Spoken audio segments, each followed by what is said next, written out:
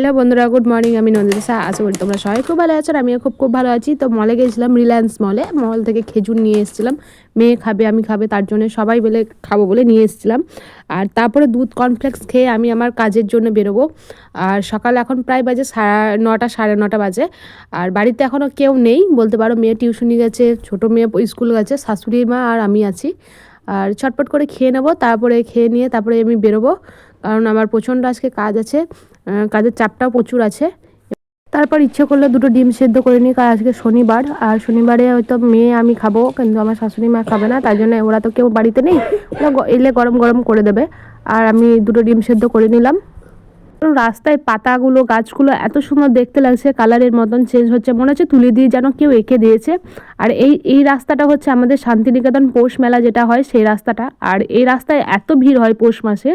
আর এই কিছুদিন পরই আবার দোল আসছে, দোলের মধ্যে এত ভিড় হবে, এখানে গাড়ি পার্কিং হবে, তারপর থেকে হাঁটা যাবে না।